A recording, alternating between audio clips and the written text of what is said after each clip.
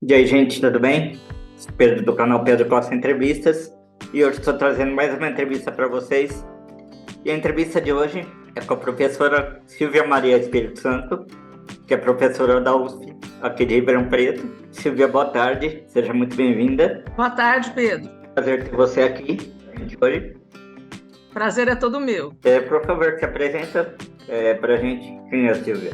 Me chamo, Silvia Maria do Espírito Santo e eu moro aqui em Ribeirão há 23 anos, né? Já é a maior parte da minha vida que eu estou morando em outra cidade, né? Antes eu morava em São Paulo e nasci em Mococa, que é uma cidade aqui perto, né? É o mesmo leito de Ribeirão Preto, mesmas raízes, né? De formação da cidade, então me sinto em casa aqui. E enfim, fica à vontade, Pedro, como você quiser fazer as perguntas. Acho que a minha apresentação vai depender muito da sua condução, né? Da entrevista, das minhas atividades, do que eu fiz na vida, um bate-papo aí que eu vou curtir fazer. Você se graduou em Sociologia e Política, se especializou em Patrimônio Cultural, fez mestrado, doutorado e pós-doutorado em Ciência da Informação. E professor tem que estudar muito, né, Silvia? Todo dia, né, Pedro? Senão não rola. Sim. Em outras áreas, às vezes, até antes dos 30 anos, né? Tem gente com pós-doutorado feito já, né? Fala um pouco pra gente, como foi esse caminho? Você planejou tudo desde o início ou foi tudo simplesmente acontecendo? Olha, eu não posso dizer que foi tudo simplesmente acontecendo, né?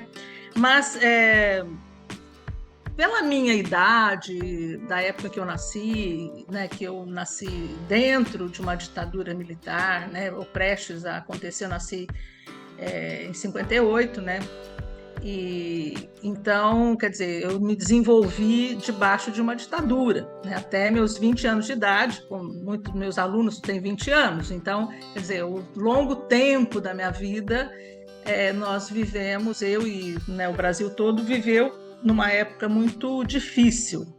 E eu não posso dizer que as coisas aconteceram assim de uma forma aleatória, né?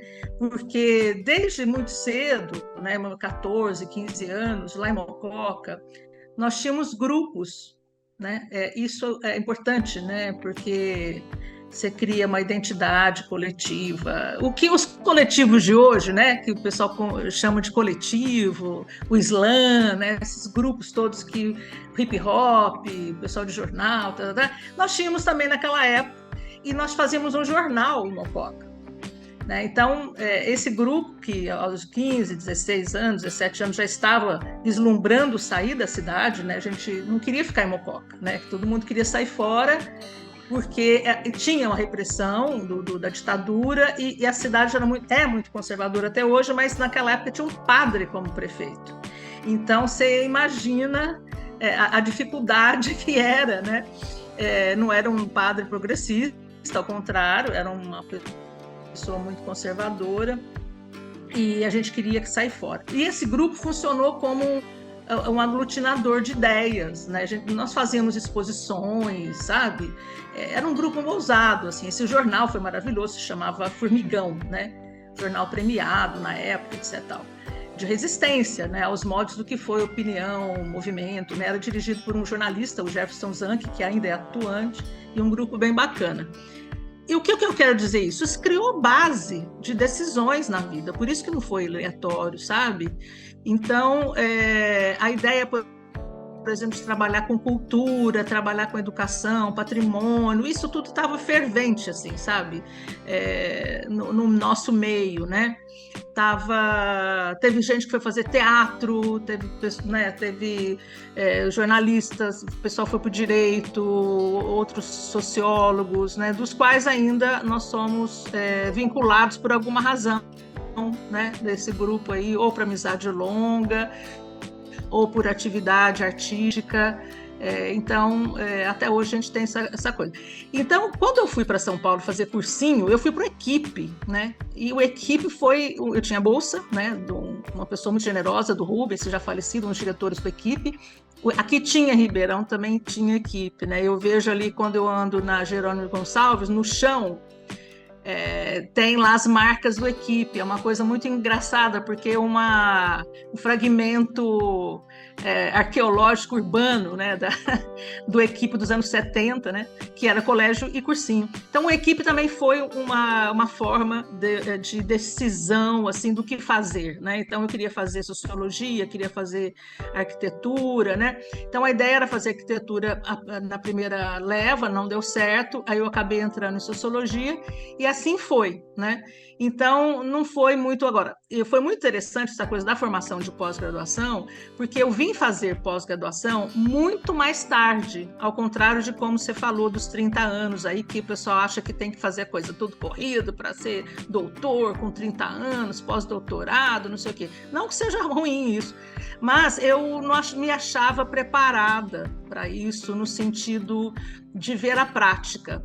Então, eu trabalhei, nesses 10 anos, eu trabalhei em favela, trabalhei anos em favelas de São Paulo, né? Todos os dias, né? Por vários projetos não acadêmicos, né? Assistenciais, que eu me vinculei. Depois eu fui fazer algumas disciplinas na USP e na antropologia. Eu trabalhei anos no Arquivo do Estado de São Paulo, 4, 5 anos. Depois eu fui para o Museu da Imagem do Som e comecei a ter um vínculo com a pós-graduação na USP, e na PUC também, eu gostava muito da PUC, sem pensar em fazer, né, pós-graduação. Aí até que um professor meu, o Martin Grossman, que ainda é professor da ECA, em São Paulo, chegou para mim e disse: escuta, você fica fazendo aí mestrado, disciplina em mestrado, faz um projeto. E assim foi, né? Aí eu fiz o meu mestrado na ECA, na ciência da informação, mas com o pé também na arte, com o pé na antropologia. E depois o doutor, eu entrei vim trabalhar em Ribeirão Preto nesse tempo, para você ver, não teve uma coisa, um slide, assim, né? Uma coisa que escorregasse para entrar da academia do mundo profissional para a academia. Eu sempre busquei fazer trabalhos também técnicos e práticos que pudesse dar um esteio para o meu trabalho mais teórico, e sempre pensei nisso, né, de trabalhar as duas coisas, não ficar fazer uma teoria assim de gabinete, sabe? Então experimentei alguns grupos, né, de trabalho que tivesse essa prática, né, no Nordeste, em museus, junto à população. Então tenho aí muita atividade, sabe? No Brasil, em Rondônia. Eu trabalhei com a Estrada de Ferro Madeirama Moré durante muitos anos, né? Com acervo. Enfim, acho que foi por aí, sabe? Eu gostei da sua pergunta, porque tira essa mística, né? De que você com 40 anos você não pode fazer mestrado, ou que, entendeu? Então existe até preconceito com relação a isso, né? Mas isso não é uma verdade. Eu acho que a gente tem que buscar fazer as coisas de acordo com a sua formação e no tempo que você acha correto, né?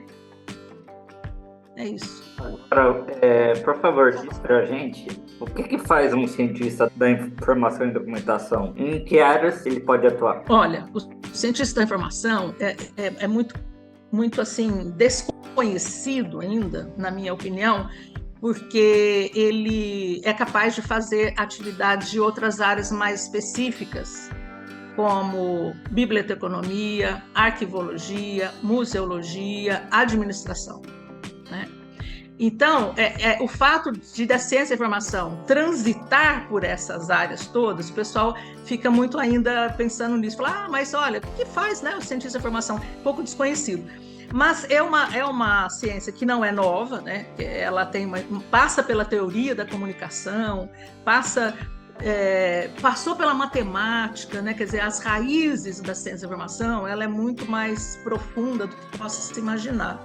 Até que ela abraçou determinadas metodologias já usuais, como é o caso da biblioteconomia, como é o caso da museologia, arquivologia, e ela, então, ela pensa, né, o fenômeno da informação em todas essas áreas. E o que é pensar fenômeno da informação? É pensar na prática da organização, não é uma coisa complexa.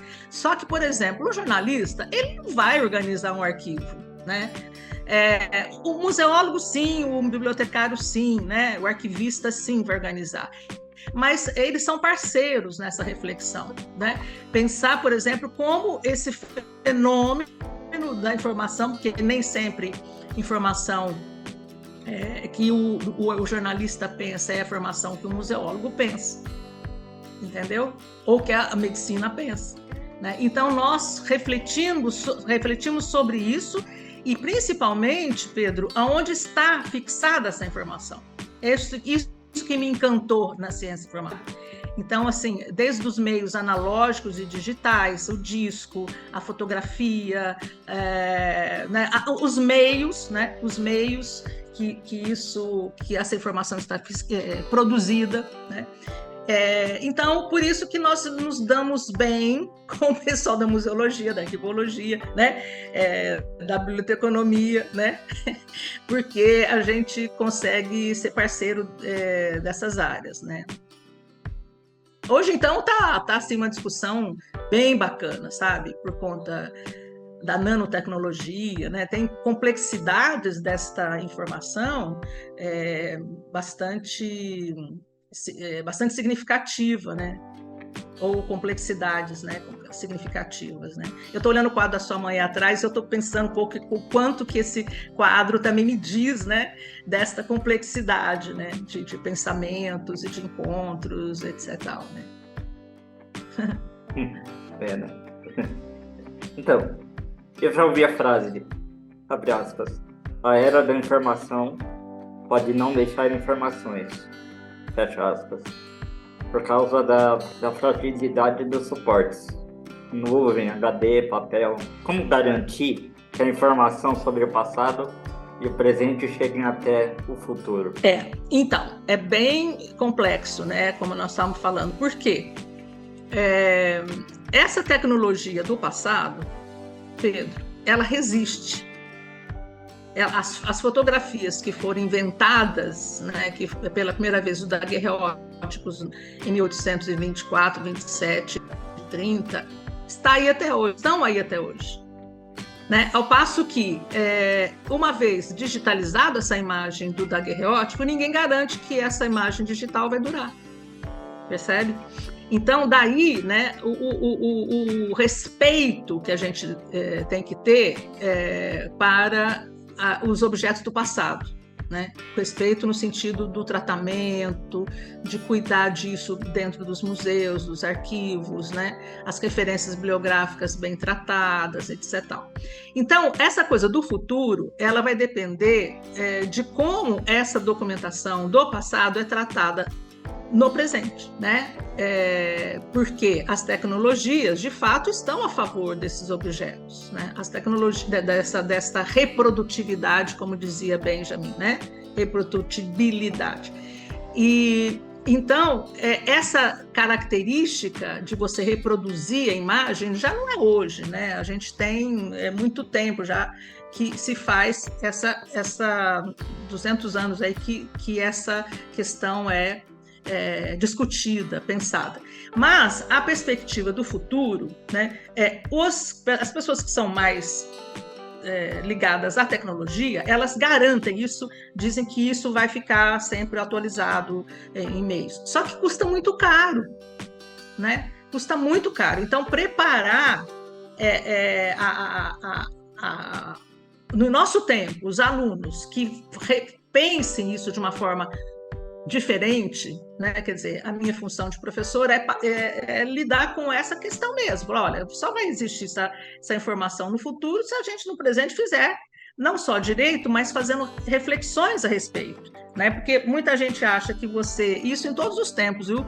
Que vamos copiar tudo em Xerox. O Xerox sumiu, né? O Xerox hoje não é só o aparelho, porque o plano está em extinção, mas a imagem do Xerox fixada naquele suporte, ela não aguenta, né? Ela não aguenta a permanência dessa imagem. né, do que está escrito ali, ou a imagem fotográfica ou escrita. Então, percebe que, de fato, né, é muito complicado isso, porque nós todos estamos diante de outros fenômenos, né? Do calor, por exemplo, que a gente estava falando no começo, né? Da mudança ambiental, que isso tudo vai influenciar nas tecnologias.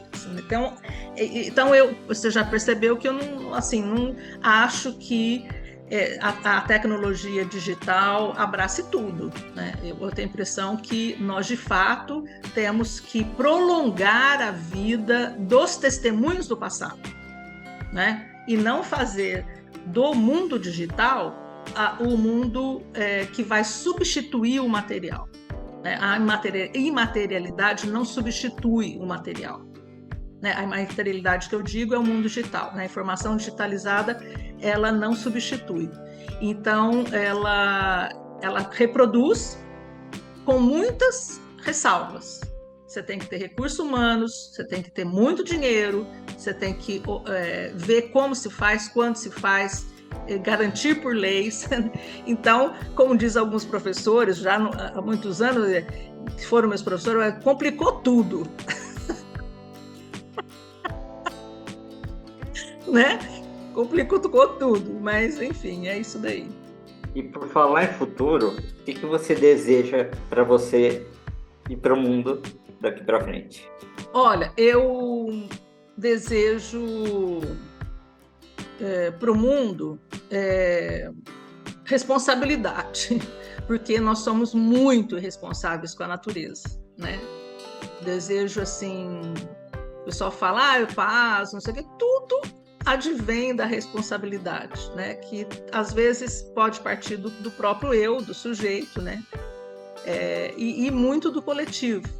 Então, como a gente consegue melhorar o futuro tendo desde ontem as responsabilidades necessárias, né? E não é só cuidar da separação do lixo doméstico, isso eu tenho a impressão que muita gente já se incorporou, mas chamando a atenção dos poderosos a desgraça que eles estão trazendo para o planeta, né? Então, acho que essa é a nossa função agora, né? De responsabilidade planetária. Então é isso. Quero agradecer demais a sua participação, Silvia. Foi um prazer ter você aqui hoje. Por favor, pode falar. Não, eu que agradeço, Pedro. Para mim é uma honra estar aqui. Um abraço para sua mãe. Que a gente vai... Hoje é 7 de setembro, um dia muito significativo, tranquilo, né? Que nós estamos vivendo em outros tempos desde já, né? Sim. Bom, então é isso. Muito obrigado mais uma vez. Obrigada. Então é isso, gente. Espero que vocês tenham gostado. Se gostou, já deixa um like aqui embaixo, comenta. E se tiver alguma pergunta que você queira fazer para a nossa convidada de hoje, deixa aqui nos comentários, aqui embaixo, que eu encaminho para ela e respondo para vocês. Beleza?